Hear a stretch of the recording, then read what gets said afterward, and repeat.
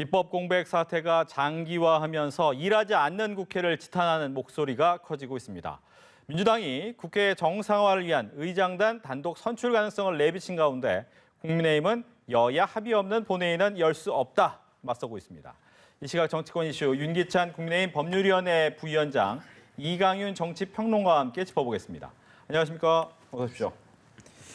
먼저 민주당 쪽에서는 의장단 빨리 선출하겠다 이 뜻이네요. 예.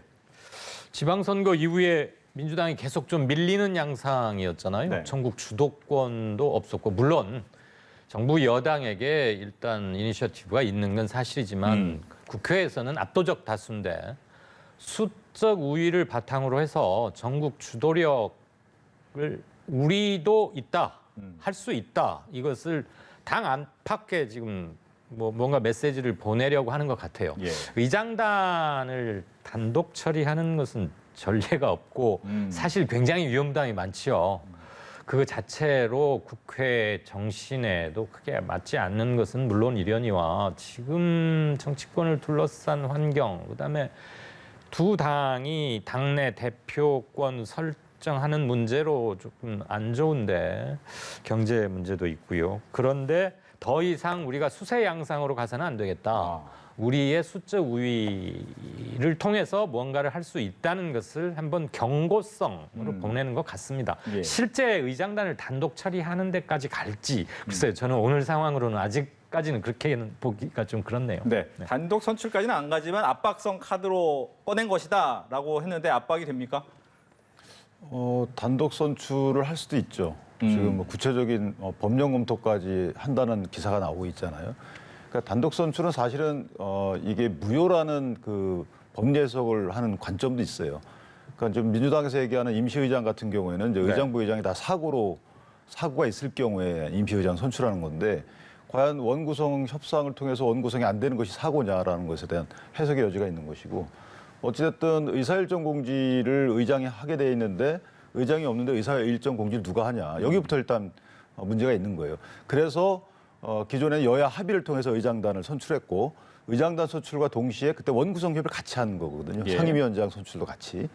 그런데 이제 민주당 입장에서 보면 의장을 먼저 선출한 이후에 인사청문 특위를 꾸리고 그 인사청문에서 여러 가지 언론에 오르내리고 있는 뭐 김승희 후보자 등에 대한 인사청문 절차를 통해서 어쨌든 그걸 부각한다. 뭐 이런 정치공세적 원 운영을 위한 일방적인 원 구성을 할 것이다. 네. 이런 것인데 글쎄 저도 뭐 안 했으면 좋겠어요. 왜냐하면 또 이게 하게 되면 또 이게 법원으로 가야 되는 상황도 있거든요. 예. 의장이 과연 효력 있는 의장이냐, 직무집행정지 가처분도 나올 수 있는 것이고 해서 굳이 이렇게까지 하실 이유가 뭐 있나. 법사위원장에 대해서는 이미 합의한 것을 이행하는 차원에서 하시고 나머지 부분은 사개특위 등의 문제는 사실은 이제 법사위가 구성이 되면 법사위에서 사개특위 업무를 대행할 수 있는 것, 원래 그게 정상적인 소관 상임이기 때문에 그렇게 순리적으로 풀어가시는 것이 민주당 입장에서 보면 국민적 지지를 더 얻는 길이 아닌가라는 생각을 해요. 예.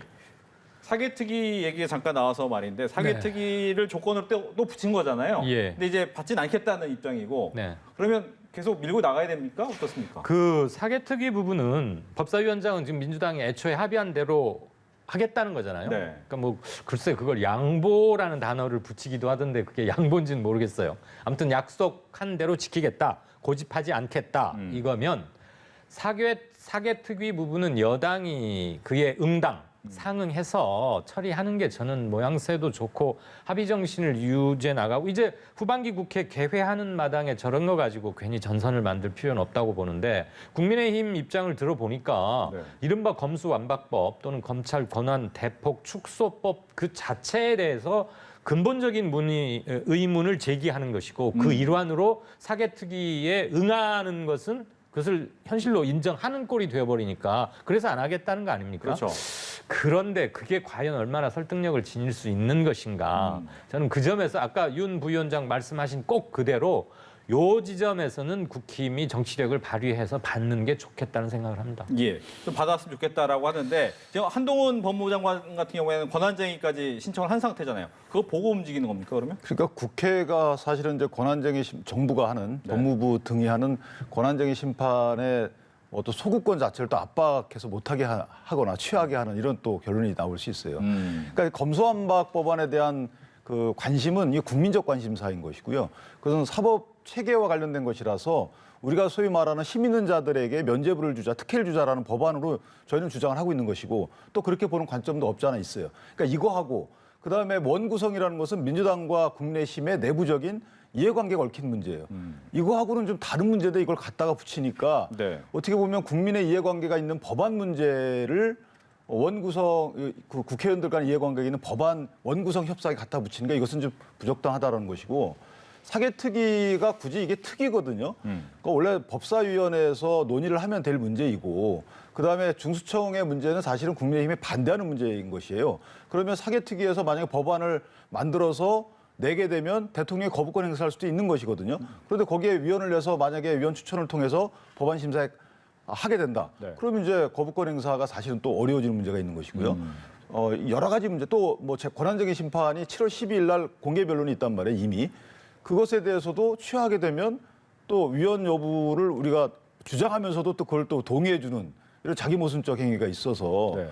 이 부분은 받아들이기 어려운 것을 알면서도 민주당이 저희한테 덧붙여서 던진 것이다. 저는 이렇게 판단하고 네. 아까 평론가님 말씀하신 것처럼 별도로 하나씩 풀어가는 것이 그것이 맞는 것이지 다 만약에 이걸 이 세트로 하게 되면 예. 원구성은 못 됩니다. 될 수가 없어요. 근데 지금 권성동 대표가 7월 1일 날 나가잖아요. 7월 그렇게 되면 협상할 수 있는 사람이 없나요? 아니, 원내 수석 대표 있잖아요. 그리고 다 모바일 세상에서 사실 다 가능하죠. 원내 수석 부대표가 어느 정도 권한이 있어요. 그리고 협의해서 다 하기 때문에 지금 서로 양자 주장이 거의 같거든요. 네. 그러니까 지금 원구성 협상에서 가장 문제되는 게 법사위원장하고 이미 올 그 검수완박 법안 후속 처리 문제하고 결부시키는 거 이것만 안 하면 저는 크게 문제가 될 게 없다고 보고요. 오히려 세부안으로 나가서 그러면 너네 운영위원회와 법사위원회는 국민의힘이 가져가고 네. 그러니까 나머지 뭐 어떻게 할래? 이게 사실은 쟁점이 돼야 되는 거겠죠. 이른바 알짜. 그렇죠. 7개 뭐 예를 들면 정무위원회라든가 국토위원회 네. 이런 것과 관련된 이런 주장이 서로 맞부딪히면 그거는 저는 합리적이라고 봐요. 그런데 이미 합의했던 것을 양보라고 아까 표현하는 이런 것은 조금 안 맞지 않느냐. 예. 근데 그 필리핀 관계자나 필리핀에서 들으시면 굉장히 불쾌하실 수도 있습니다만 필리핀을 폄하할 의도는 하나도 없고요. 굳이 필리핀 대통령 뭐 축하 참석 특사 뭐 이런 네. 거라는 거 아니에요? 하필 이때 꼭 저분이 권 대표가 꼭 가서 비워야 하나 뭐 2박 3일에 불과하다고 하는데 저는 솔직히 이해가 안 갑니다. 꼭 누군가가 보내야 하면 국힘에 적당한 다른 분이 갔다 오셔도 되는 거지. 그리고 원내 수석 부대표한테 다 맡기고 간다. 그럴 의사가 있고 정말 재량 프리핸드를 준다면 원내 수석에게 가기 전에 하고 가면 되죠. 근데 이게 안 이제 할 게 뭡니까? 저렇게 아마 제가 추측컨대 저는 일정을 잡은 이유는 예. 민주당도 그렇고 국민의힘도 그렇고 6월 30일까지는 최선을 다해서 원구성 협상하겠다. 이렇게 공표한 바가 있어요. 그러니까 예. 아마 6월 30일까지는 특별한 액션이 없을 것이다라고 생각하고 갔을 것 같아요. 아마 그리고 뭐 구체적으로 협상 과정에 대해서 공유하면 되는 것이니까 좀 지켜보시죠. 알겠습니다. 이제 뭐 여야 내부가 좀 많이 시끄러운데 국민의힘 얘기부터 하겠습니다.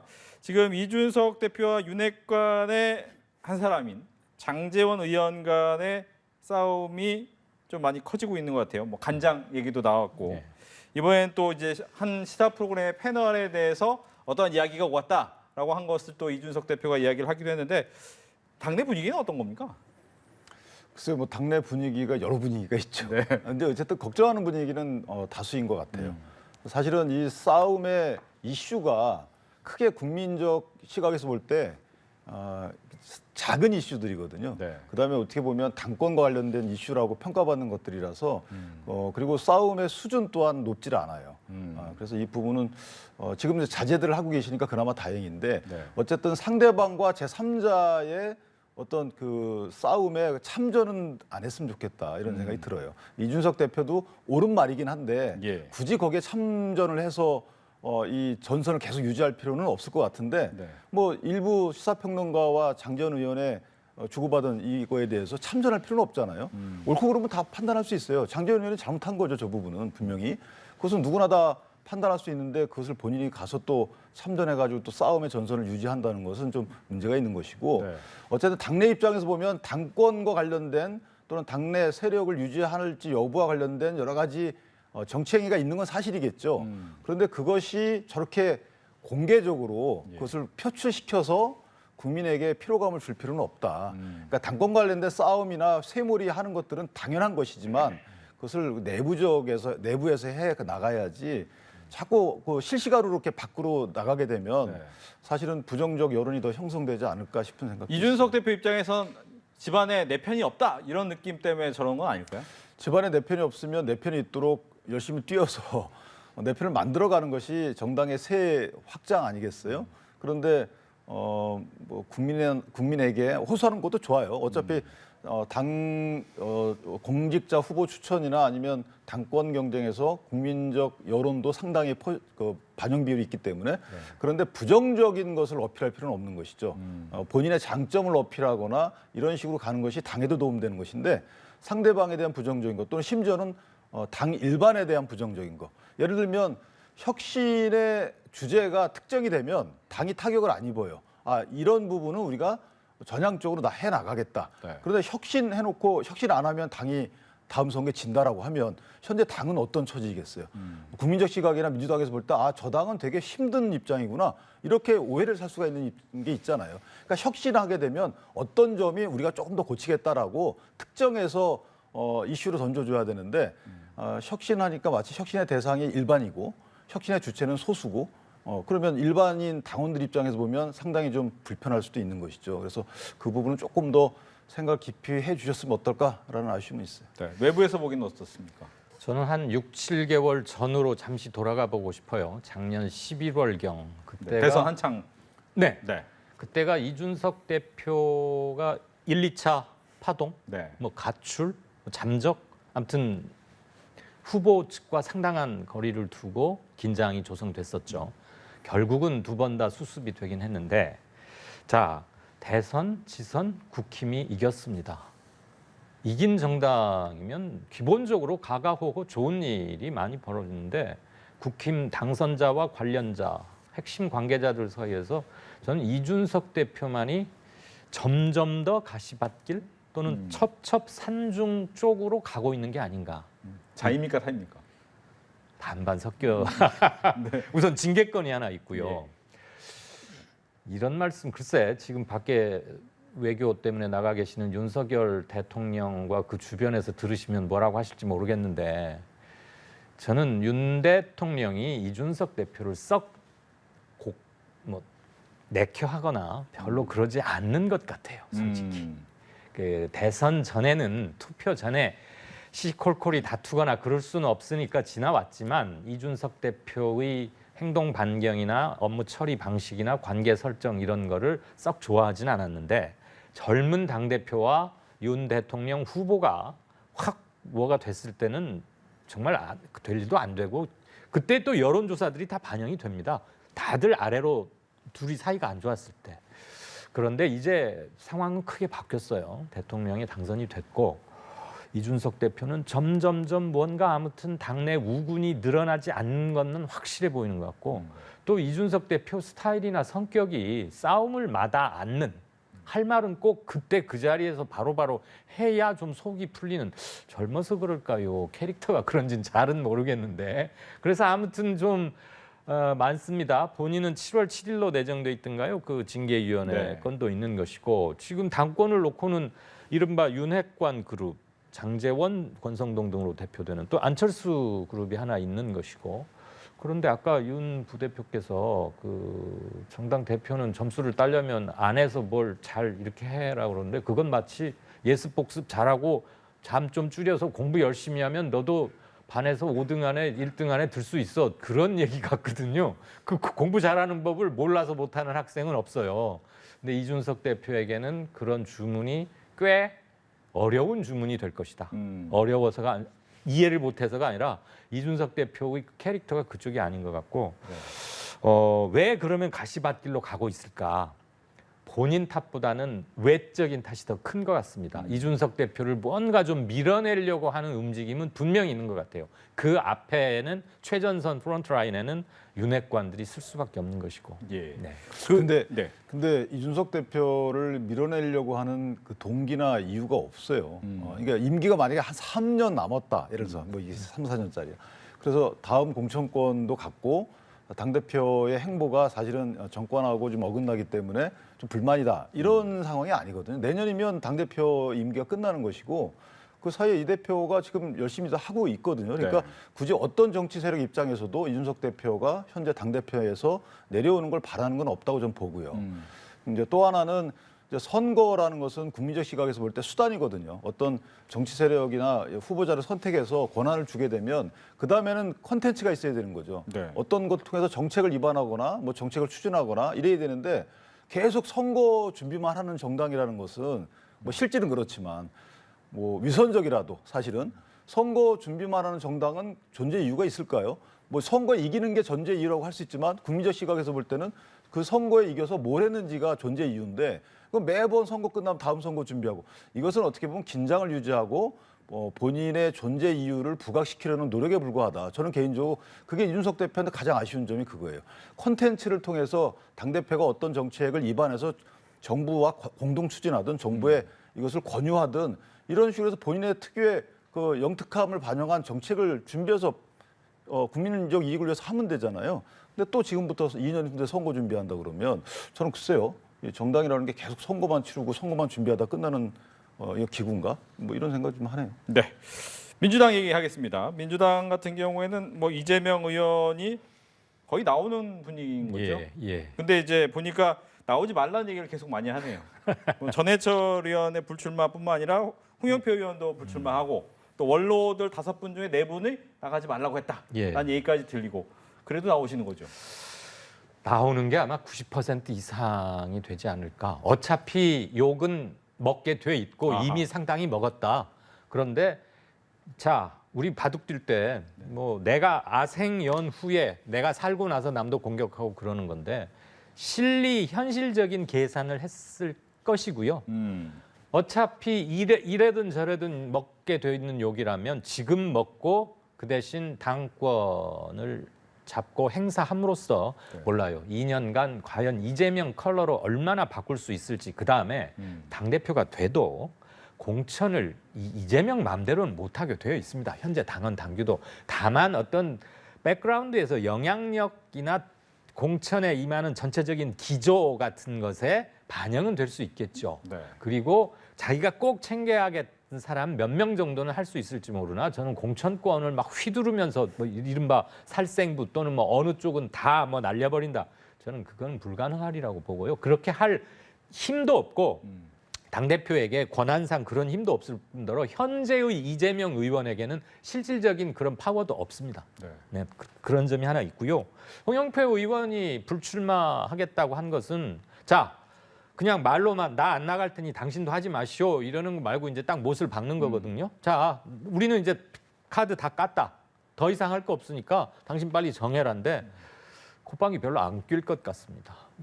이재명 대표 스타일이고요. 예. 그래서 양쪽 당이 모두 다 밖에서 조금만 떨어져서 보면은 다른 길도 보이는 것 같은데 네. 막상 당하면 우선 그 길로 가게 돼 있는 게 정치인가 이런 생각을 또 한 번 하게 되네요. 예. 이재명 의원이 당대표로 나올 것이다. 그리고 나오면 아마 될 거다라고 하는데 중간에 가장 많이 나온 얘기가 그러면 분당도 불사한다 뭐 이런 얘기 나오는데 가능하겠습니까? 분당이라는 단어는 이재명 후보가 의원이 들으면 싫어할 것 같아요. 근데 사실 전화갈 이재명 겁니다. 당대표급 주자 전해철 의원 등 이런 분들 입장에서 보면 이재명 의원과 대결해서 이길 확률은 없죠. 저는 그렇게 생각합니다. 그래서 아마 출마는 할 수 없는 것이고 그러면 당권의 범위를 최고위원까지 넓혀보는 거죠. 그래서 최고위원의 영향력을 키우는 약간의 룰 변경이나 약속을 얻어내거나 또는 최고위원회 더 많은 사람들을 내보내서 결국 최고위원회 누가 더 많이 당선시키느냐. 일반적으로 친명계 분들이 많이 당선이 되느냐 아니면 친문계 그 이외의 분들이 많이 당선되느냐. 아마 이 싸움으로 이제 전당대회 관전 포인트는 변할 것 같아요. 그래서 그 부분이 친문 등이 관심을 갖는 포인트 같고 이재명 의원이 당대표에 나가서 당선되는 것은 저는 상수다. 뭐 그렇게 생각합니다. 그 최근 나왔던 여론조사를 종합해서 제가 일일이 구체적인 수치는 말씀드리지 않겠습니다. 그러려면 뭐 개요다 뭐다를 쫙 네. 말씀드려야 되니까. 그 지지층 어느 당을 지지하느냐를 떠나서 전체 국민들을 상대로 조사를 해보면 이재명 의원이 민주당 대표에 나오는 것을 조금 반대하는 측이 과반이 좀 넘습니다. 한 55% 정도 나오는데 민주당 지지층에게만 한정해서 물으면 70% 안팎으로 굉장히 높은 거예요. 70% 살짝 넘기던데 당대표 나오는 게 맞겠다라고 생각하십니다. 그만큼 이 사안에 대해서는 국민 전체와 민주당 지지층 사이에 확연한 의견 차이를 보이고 있어요. 네. 그런데 기본적으로 전당대회라는 것은 당내 행사의 성격이 아주 강하죠. 그래서 저는 이재명 의원은 그것도 다분히 염두에 뒀을 것 같습니다. 그러니까 분당은 저는 뭐 물론이고 탈당도 없을 거예요. 분당 힘들죠. 네. 지금 나가면 나가는 쪽이 좋습니다. 여왕벌이 없기 때문에 분당 불가능하고 아마 탈당도 없을 것 같아요. 그러니까 그 이후에 이제 어떤 당내 헤게모니와 관련돼서 어떤 영향력을 끼칠 것인가에 대한 그 정도의 싸움 정도. 계파 간 나뉘어짐과 다툼은 커지겠지만 저도 탈당 의원 없을 거라고 봅니다. 그렇습니다. 큰 야당이 훨씬 더 그럼요. 네. 큰 힘을 내기 때문에 쉽게 나오지 못할 것이다. 지금 갖고 있는 유일한 민주당의 무기가 숫자인데 네. 분당을 해서 어느 쪽에 나가면 20명이든 40명이든 한 40명쯤 나가면 의회 우위 체제가 확 약화되고 민주당의 힘이 그 상태로 없어져 버려요. 가능성이 있다 그러면 나가면서 이제 어떻게 정치적으로 같은 행동을 하겠습니까? 호남과 관련된 이제 호남에서 무소속이 약진했잖아요. 네. 그다음에 이제 박지원 전 국정원장이 만약에 어느 정도 영향력을 갖고 시도한다 그러면 뭐 그 정도는 구도상 분당이죠. 그것은 네. 불만에 의한 분당이 아니고 뭐 그 정도면 몰라도 나머지는 분당을 이끌어갈 만한 정치 구심점이나 지역적 구심점 이런 게 없기 때문에 사실은 쉽지 않죠. 알겠습니다. 이렇게 해서 정치권 이슈 오늘 두 분과 함께 이야기 나눠봤습니다. 이야기 잘 들었습니다. 고맙습니다.